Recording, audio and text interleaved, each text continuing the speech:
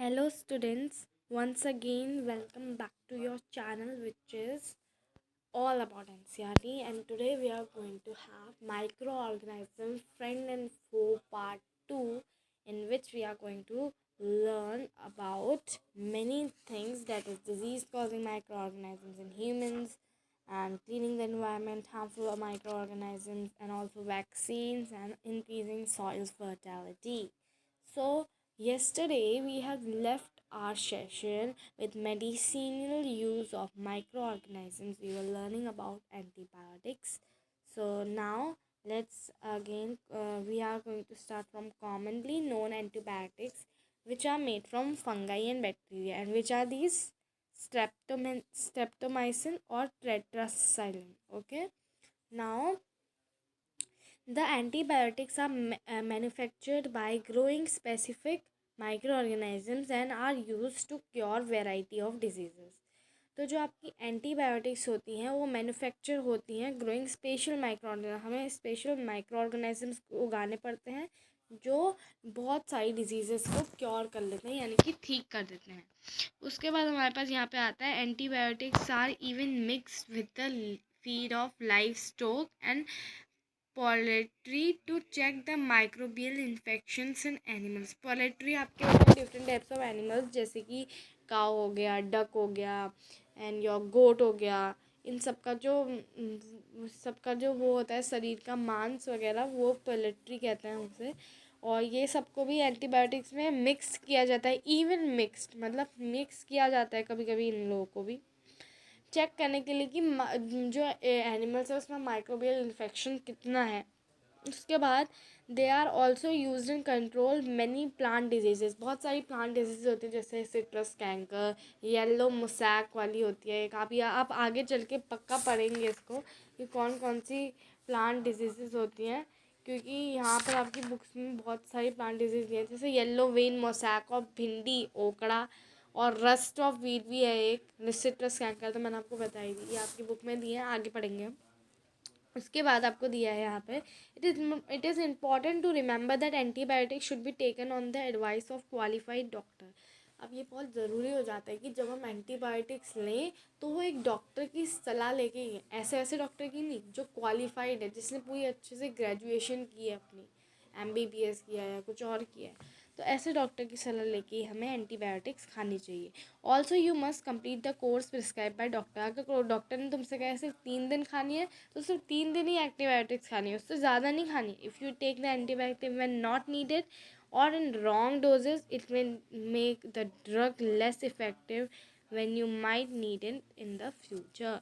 तो अगर आप एंटीबायोटिक्स बहुत ज़्यादा ही ले लेंगे, जितनी आपको चाहिए भी नहीं, तो एंटीबायोटिक का जो ड्रग इफ़ेक्ट होता है, ड्रग्स आपने देखा होगा, तो जो होता है वो बहुत कम हो जाता है, बहुत इफ़ेक्टिव नहीं रहता है. जबकि आपको उसका एडिक्शन हो जाता है और आप रोज़ रोज़ एंटीबायोटिक्स खाने लग जाते हैं. तो जब फ्यूचर में आप बीमार होते हैं, जब आपको चाहिए होती है, तब आपके पास रहती नहीं है. इसलिए आपको अननेसेसरी एंटीबायोटिक्स नहीं खानी चाहिए. उसके बाद हमारे यहाँ पर नेक्स्ट लिखा है also antibiotics taken unnecessarily may kill the beneficial bacteria in the body.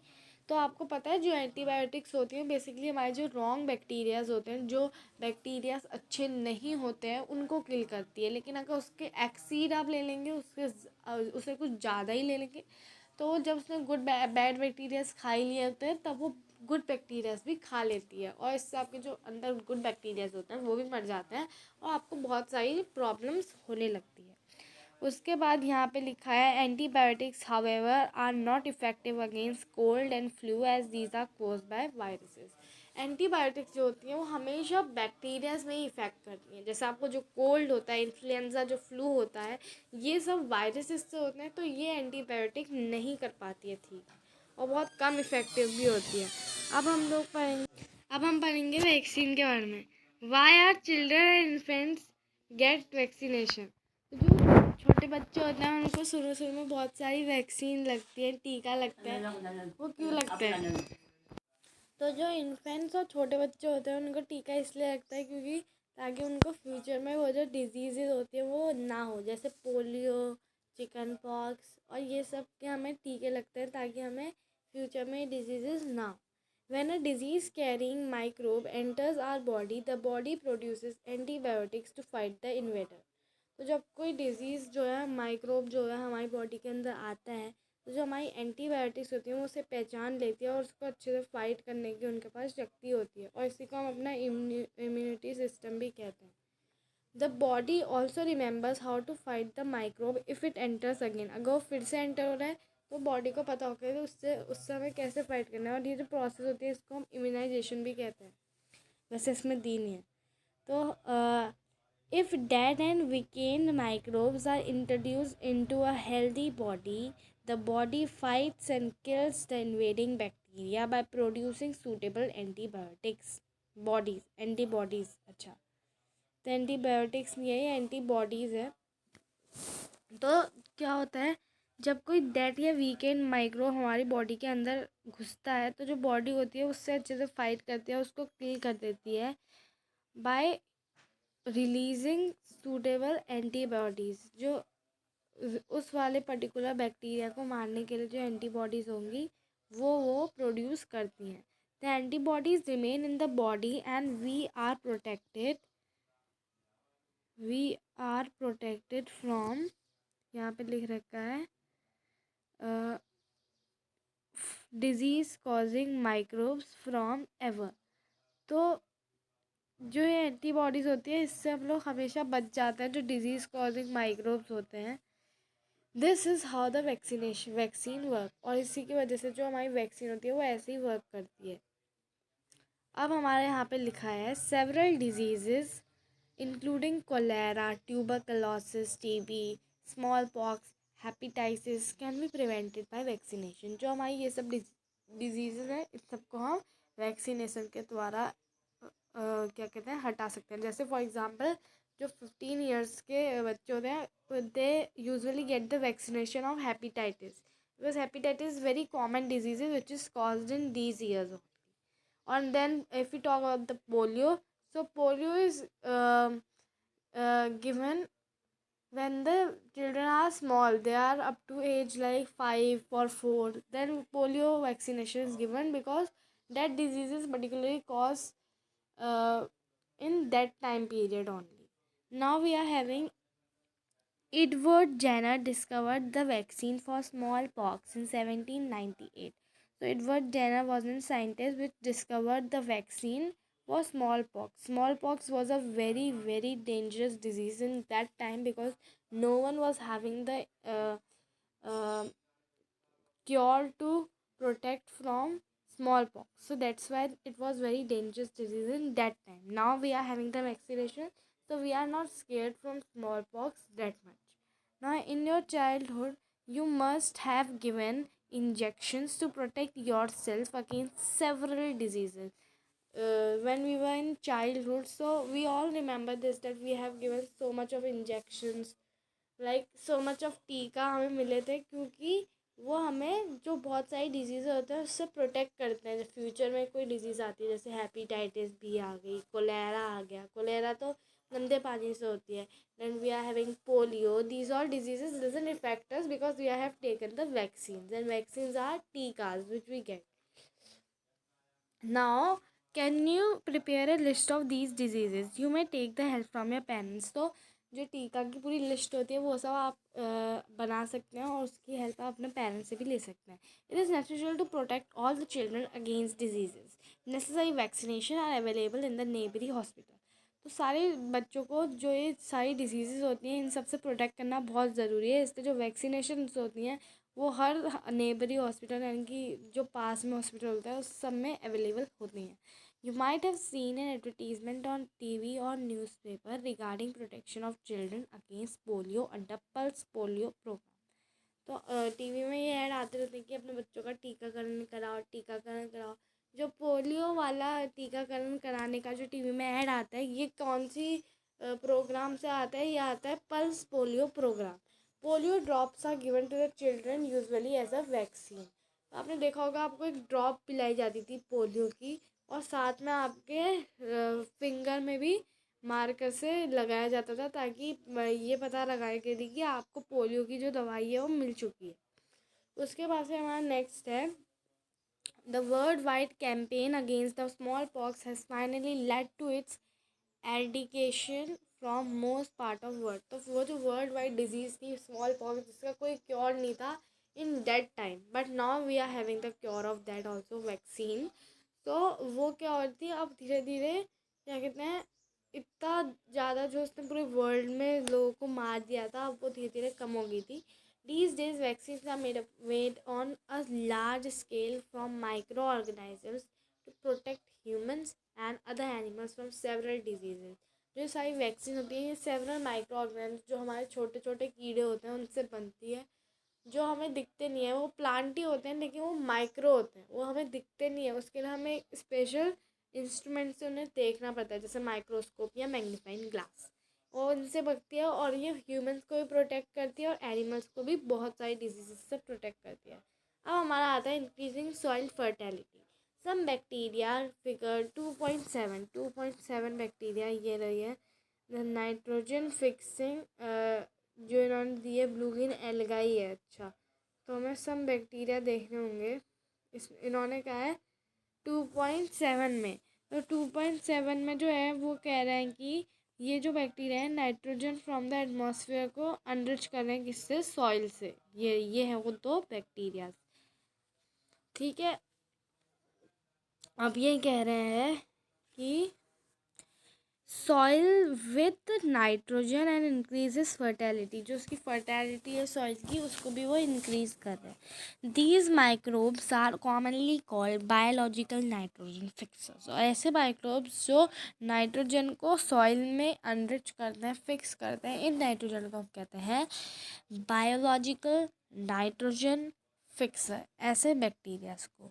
अब यहाँ पे आ जाता है cleaning the environment. Bujo and Pahli had observed the school gardener making manure along with their friend. तो बूजो और पहली ने देखा कि जो उनका स्कूल गार्डनर है, जो गार्डन मैनेज करता है, पानी वानी डालता है, वो क्या कर रहा था, वो मैन्योर बना रहा था। मैन्योर क्या होता है, मैन्योर आपका बनता है डिकम्पोजिंग मटेरियल से। फॉर एग्जांपल एनिमल फीसीज और waste, bird faeces, these all things को कंबाइन करके हमारा मैन्योर बनता है। उसके बाद अलॉन्ग विद देयर फ्रेंड, अपने फ्रेंड्स के साथ देख रहा था।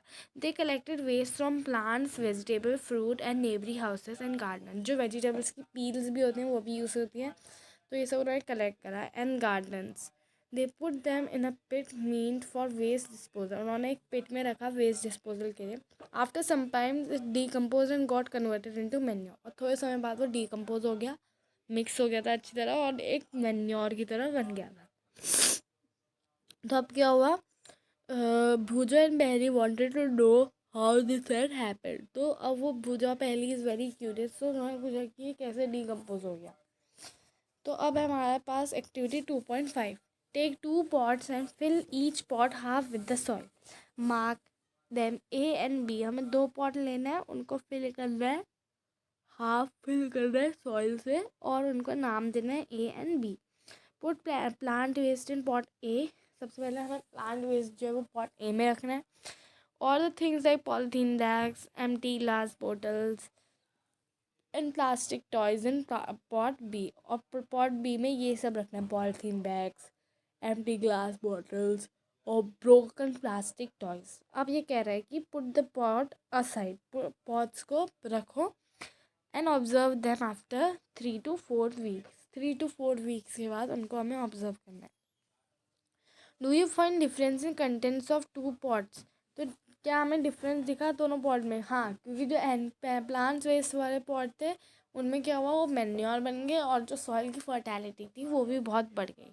लेकिन जो इसमें हमारे पॉलीथीन बैग्स था, एम्प्टी ग्लास बॉटल्स थी, ब्रोकन प्लास्टिक टॉयज थे, वो सब डिकम्पोज नहीं हुए, वो अभी भी वैसे के वैसे ही हैं सॉइल में। सॉइल की कोई फर्टिलिटी नहीं बनी, सॉइल अभी भी वैसा का वैसा ही है।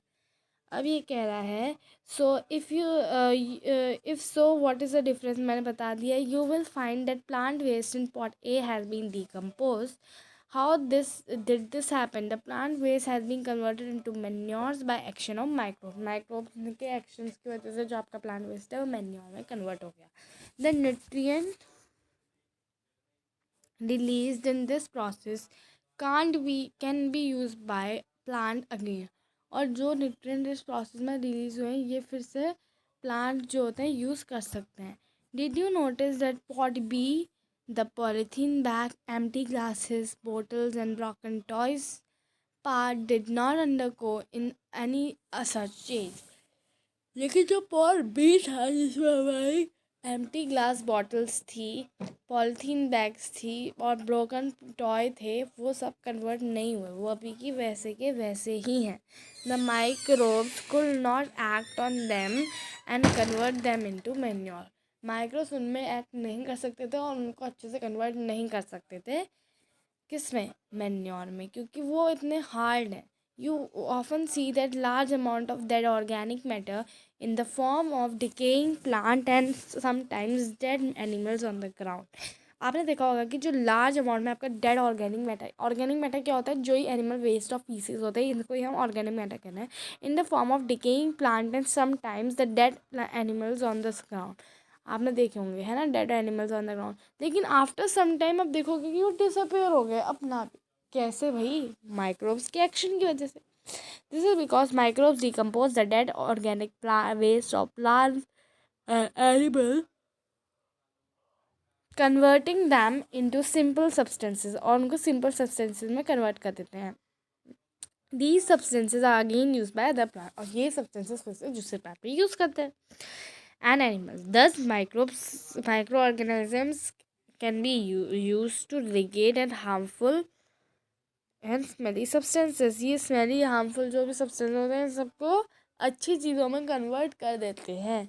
अब आपके यहाँ पे आता है and thereby cleaning up the environment. और सो एनवायरनमेंट भी क्लीन कर देते हैं, है ना, क्योंकि साथ डिकम्पोज कर देते हैं. Harmful micro organism. अब हम आते हैं हार्मफुल, जो बहुत सारी डिजीजेस पहुँचाते हैं. Let's see. Micro organisms are harmful in many ways. अब माइक्रो ऑर्गेनिज्म ऐसा तो है नहीं कि भाई हर समय अच्छे रहेंगे, है ना, हार्मफुल भी होते हैं. तो माइक्रो ऑर्गेनिज्म हार्मफुल भी हैं बहुत तरीक़ों से. Some of the microorganisms cause diseases in human beings. कोई कोई माइक्रो ऑर्गेनिज्म ह्यूमन बींग्स में डिजीज फैलाते हैं. प्लांट्स एंड एनिमल्स में भी डिजीज फैलाते हैं. सच डिजीज कॉजिंग माइक्रो ऑर्गेनिजम्स को हम क्या कहते हैं, in disease causing micro organisms को हम कहते हैं पैथोजेंस. क्या कहते हैं, पैथोजेंस कहते हैं. ये क्योंकि डिजीज़ फैलाते हैं. ठीक है, हमेशा हार्मफुल बैक्टीरिया को हम पैथोजेंस भी कहते हैं या पैथोजेंस भी आप कह सकते हैं. ठीक है. सब माइक्रो ऑर्गेनिजम्स स्पॉइल फूड. आपने देखा होगा कोई भी माइक्रो ऑर्गेनिजम्स फूड को भी स्पॉइल कर देते हैं. फंगस लग गया आप लोग कहते होंगे अक्सर, तो ये सब माइक्रो ऑर्गेनिजम्स होते हैं. Clothing and leather. Let us study more about harmful activities. अब हम बहुत सारी इनकी हार्मफुल एक्टिविटीज़ को जानेंगे. Disease causing micro organisms. Pathogen enter our body through air we breathe. आपने देखा होगा जो पैथोजेंस होते हैं वो एंटर होते हैं हमारी बॉडी के अंदर जो एयर हम ब्रीथ करते हैं. द वाटर वी ड्रिंक और द फूड वी ईट. जो वाटर हम खाते हैं या जो खाना हम खाते हैं. They can also get transmitted by the direct contact with the infected person और कैरीड बाय एन एनिमल. ये इसलिए भी हो सकते हैं अगर आपका डायरेक्ट कांटेक्ट है कोई इन्फेक्टेड पर्सन से, या कैरीड बाय एन एनिमल, या आपका किसी एनिमल्स की वजह से हुआ है. Microbes diseases that can spread from an infected person to a healthy person. ये diseases through air, water, food और फिजिकल कॉन्टैक्ट. ये जितनी भी चीज़ें आपको बताई थ्रू एयर, वाटर या फूड या फिजिकल कॉन्टैक्ट की वजह से, इन डिजीज़ को हम कहते हैं कम्युनिकेबल डिजीजेस. क्या कहते हैं इनको, communicable diseases. Example of such diseases include cholera. इन डिजीजेस का एग्जाम्पल क्या इंक्लूड करता है, कोलेरा जो आपके वाटर से होती है. कॉमन कोल्ड एयर से होता है एंड इन्फेक्टेड पर्सन के पास आने से भी होता है. चिकन पॉक्स भी होता है इन्फेक्टेड पर्सन के पास किसी के कॉन्टैक्ट में. और जो ट्यूबरकुलोसिस होता है वो भी होता है, जो आपका होता है टीबी. अब हम आ जाते हैं when a person suffering from common cold sneeze. जब आपका कोई पर्सन कॉमन कोल्ड यानी कि इन्फ्लुएंजा या फ्लू जिससे भी सफ़र कर रहा है उसने स्नीज करा.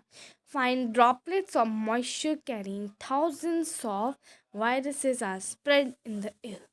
जो आपके फाइन ड्रॉपलेट्स होती हैं यानी कि छोटे छोटे वो होते हैं बूंद, वो बहुत सारा वायरस कैरी कर रहे होते हैं और पूरे एयर में स्प्रेड हो जाते हैं। द वायरस में enter the body of healthy person, जो बेचारा हेल्दी है, अच्छा खासा घूम रहा है, उसकी नाक में भी वो वायरस वाली हवा चली जाएगी, while breathing and cause infection. और ये सांस ऐसे में चली जाएगी और फिर वो इन्फेक्टेड हो जाएगा। अब हम नहीं चाहते हैं, बूझो क्या बोल रहा है, बूझो बोल रहा है, then how do you prevent the spread of communicable diseases, हम कैसे स्प्रेड कम कर सकते हैं, by keeping a distance away from the infected person, हमें इन्फेक्टेड पर्सन के पास जाना ही नहीं है, दूर रहना है, या जो इन्फेक्टेड पर्सन है उसे मास्क लगाना चाहिए जब वो स्नीज करे। अब पहली बताएगी, पहली बहुत होशियार है, पता है ये कह रही है, मैं आपको इसको हाईलाइट कर देती हूँ ताकि आपको अच्छे से समझ में आ जाए इसमें क्या लिखा है। ये कह रही है वी शुड, एक मिनट ना, डार्क डार्क टेक्स्ट हो गया, सॉरी,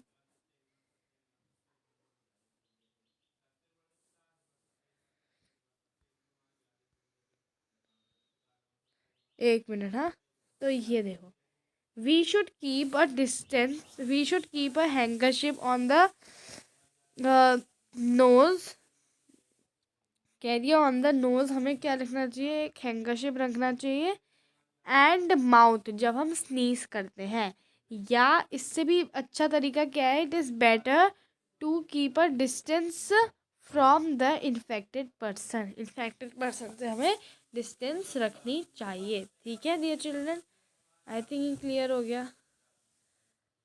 अब हम आ जाते हैं यहाँ पे सबसे टॉप में, जहाँ पे लिखा है there are some insects and animals which acts on carrier of a disease causing microbes. कभी कभी क्या होता है बेचारे, उनकी माइक्रोब्स की भी कोई गलती नहीं होती है, जो एनिमल्स होते हैं वही उनका कैरियर कर लेते हैं, मतलब उसमें वो बैठेंगे, उनको उन पे वो चिपक गया जर्म्स या वायरस, उसके बाद वो दूसरी चीज़ में बैठे, जैसे सपोज आप पे बैठ गए तो आपको हो गया वो पर्टिकुलर वायरस। तो ऐसे करके जब कभी क्या होता है, एनिमल्स या इंसेक्ट भी उसके कैरियर बन जाते हैं। House fly is one such carrier. अब बेचारी हाउस फ्लाई की कुछ गलती नहीं है, हाँ, वो बेचारी तो सीधा सादा जा रही है, लेकिन नाम तो उसी पर लगेगा। उसने क्या करा, उसने house fly is one of the carrier, the flies sit on the garbage and animal excreta. आपने देखा होगा कि जो ये मक्खी होती है, ये जो एनिमल का एक्सक्रीट होता है, यानी कि जैसे कुत्ते भी जब पॉटी करते हैं तो भिन भिन भिन भिन भिन करके बैठ जाती है ना, बहुत सारे जर्म्स जो होते हैं वो मक्खी के वहाँ पैरों में चिपक जाते हैं, बहुत सारी चीज़ों में चिपक जाते हैं, और फिर वही चीज़ को लेके वो हमारे खाने में बैठती है, फिर वही खाने को हम खाते हैं, तो हमें ऐसे करके वो जर्म्स बाकी हमारे पेट में ही जाते हैं। तो इसलिए जो मक्खी होती है, हाउस फ्लाई होती है, वो इसका बहुत बड़ा कैरियर बन जाती है। Pathogen stick to their bodies, pathogen क्या होते हैं, हार्मफुल बैक्टीरियाज, वो उसकी बॉडी में चिपक जाते हैं। When these fly sit on uncovered food, जब ये बिना ढके हुए फूड में बैठती हैं तो बस कर दिया transfer disease, and food may get transferred the pathogen, however eats the contaminated food, जो ये contaminated food खाता है उसको क्या हो जाता है, डिजीज़ हो जाती है और वो सिक हो जाता है। So it is advisable to always cover the food, हमेशा हमें फूड को कवर करके रखना चाहिए ताकि हाउस फ्लाई उसमें ना बैठे, और हाउस फ्लाई वाला फूड अगर बैठ चुकी है तो आपको नहीं खाना चाहिए। ठीक है, avoid consuming uncovered food items, और अगर नहीं, अभी मैंने वही बताया ना, अगर आपका कवर नहीं है, हौसला बैठ चुकी है तो उसको मत खाइए। उसके बाद फिर another example of carrier is female anopheles mosquito. जो आपका एनोफिलिस मॉस्किटो होता है फीमेल वाला, तो वो क्या करता है, वो आपको मलेरिया आता है ना उससे, देखो, which carries the parasite of malaria Plasmodium, Plasmodium भी एक टाइप का बैक्टीरिया ही होता है। तो क्या कहते हैं, वो क्या करती है, वो इसको कैरी कर लेती है, और बस अब क्या, अब तो बस डिजीज़ होगी बस। तो ये कैरियर होते हैं बेचारे, इनकी कोई गलती नहीं होती, ये तो अपना आराम से आ रहे हैं, ब्लड को सक कर रहे हैं, लेकिन जो चीज़ गलती होती है ना, ये कर देते हैं थोड़ी हाइजीनिक में। अब इनको थोड़ा ना डांट सकते हैं, ठीक है। अब फीमेल एड्स मॉस्किटो जो होती है वो act as a carrier of dengue virus, और फीमेल एड्स मॉस्किटो होती है वो किसका कैरियर के लिए हेल्प करती है, जो हमें डेंगू होता है ना, डेंगू वो इसी चीज़ से होता है, फीमेल एड्स मॉस्किटो से। ये क्या करती है, ये भी हमारा खून पीने ही आती है, लेकिन इसकी गलती क्या होती है, ये वो हार्मफुल वायरस में बैठ जाती है ये वायरस इसके पैर में चिपक जाता है, और जब ये हमारा इसके शरीर में चले जाता है, तो जब मैं हमारा ब्लड सक कर रही होती है, तो ये वो वायरस को हमारे ब्लड में ही छोड़ के चले जाती है, और हमें डेंगू जैसी भयानक बीमारियां हो जाती हैं। Why does the teacher keep telling us not to let water collect anywhere in the neighborhood? आपने देखा होगा कि जब के टीचर होते हैं वो हमेशा कहते होंगे कि कहीं पे भी हमें वाटर कलेक्टर नहीं रखना चाहिए। क्यों? क्योंकि जो हमारी मस्कीटो होती है वो उसी में ब्रीड करती है। जब वाटर कहीं पे जमा हो जाता है, स्टेगनेंट वाटर, गंदा पानी, तो उसमें हमारे जो मच्छर होते हैं वो आने लग जाते हैं। अब हम आते हैं यहाँ पे, all mosquito breed in water. तो हम मॉस्किटो वाटर में ही ब्रीड करते हैं, ठीक है, उसमें से सांस लेते हैं। Hence one should not let water collect anywhere in coolers, tyres में भी हमारा वाटर जम जाता है और उसमें भी चिपक जाता है। तो कूलर्स, फ्लावर पॉट हो गया, उसमें ही जमा हो जाता है। By keeping the surrounding clean and dry we can prevent mosquitoes. हम हमेशा सराउंडिंग को क्लीन रखना चाहिए और ड्राई रखना चाहिए। ऐसा ही नहीं कि प्लांट को मार ही दिया, प्लांट को पानी देना है, लेकिन उसको इतना पानी नहीं देना है कि जिससे हमारे जो मच्छर हैं वो आने लग जाए। अब हमारे पास आता है prevent mosquito from breeding. Try to make a list of measures which help in avoid the spread of malaria. Malaria के जो स्प्रेड नहीं करना चाहते हैं हम लोग, तो उसके लिए कुछ चीज़ें होती हैं जो हमें फॉलो करनी पड़ेगी in order to not cause malaria. Okay, तो चीज़ें क्या है, मलेरिया को कैसे प्रिवेंशन हो सकता है? मलेरिया का प्रिवेंशन हो सकता है, मॉस्किटो रेपेलेंट्स हमें लाने चाहिए, स्प्रेस करना चाहिए हमें। मॉस्किटो का जो नेट होता है वो भी बहुत लाभकारी होता है। उसके बाद फुल स्लीव क्लोथ्स हमें पहनने चाहिए और हमेशा विंडो को क्लोज्ड रखना चाहिए, ठीक है। कभी भी गर्मी में इतने ताव में आगे बिल्कुल हाफ पहन के चलना है नहीं, उससे मलेरिया और काटेगा और आपको हो सकता है। तो ये हमने आज डियर स्टूडेंट्स यहाँ तक पढ़ा, आपको समझाया मलेरिया डिजीज़, बाकी बहुत सारी चीज़ों के बारे में। कल हम फिर से मिलेंगे और कल हम आपको समझाएंगे कि जो ये डिजीज़ है, tuberculosis, measles, chicken pox, polio, cholera, typhoid, hepatitis A, malaria, ये सब किससे होती हैं, ये सब हम आपको बताएंगे, ठीक है।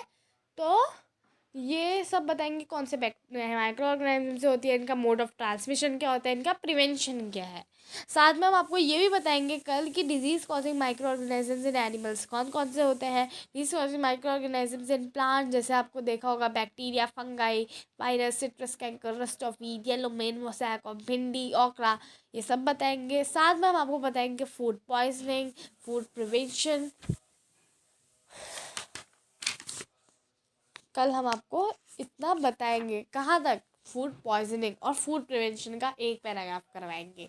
उसके बाद फिर उसके अगले वाला जो वीडियो आएगा पार्ट 4, उसमें आपको कराया जाएगा chemical methods, prevention of common salt, बहुत सारी चीज़ें बताएंगे। अभी बता दूँ सब? नहीं, आपको हमारे वीडियो में बने रहना पड़ेगा। तो आज ही सब्सक्राइब करिए हमारा चैनल ऑल अबाउट एनसीईआरटी, क्योंकि आपको एजुकेशन हम देंगे परफेक्ट। आपको यूट्यूब में बहुत सारे चैनल्स दिखते होंगे जो आपको सेम एजुकेशन दे रहे हैं, लेकिन उनका परफेक्शन, वो कैसे समझा रहे हैं, आपको सब समझ में आ रहा है कि नहीं आ रहा है, प्रैक्टिकली आप सोच रहे हैं कि नहीं सोच रहे, ये सब आपको एक ही चैनल बताएगा, वो है आपका ऑल अबाउट एनसीईआरटी। तो आज ही सब्सक्राइब कीजिए फ्रेंड। हम बहुत ही सिंपल मेथड से आपको पढ़ाते हैं, जैसे कि आप देखते हैं हम जो हमारा बुक होती है उसका ही PDF बना के आपको अच्छे से करवाते हैं। लेकिन फ्रेंड्स जो और लोग हैं वो बहुत मॉडर्न है, वो वाइट बोर्ड में आते हैं, एक्टिव बोर्ड चलाते हैं। नहीं, ऐसा करने से कोई फ़ायदा नहीं। जब आपको कॉन्सेप्ट ही समझ में नहीं आ रहा तो क्या फ़ायदा। इसलिए फ्रेंड्स, हमें सिंपल सिंपल मत समझिए, लेकिन कॉन्सेप्ट हम बहुत बढ़िया समझाते हैं। तो हमारे वीडियो को देखिए, like, subscribe and share. Okay, thank you students for watching our video.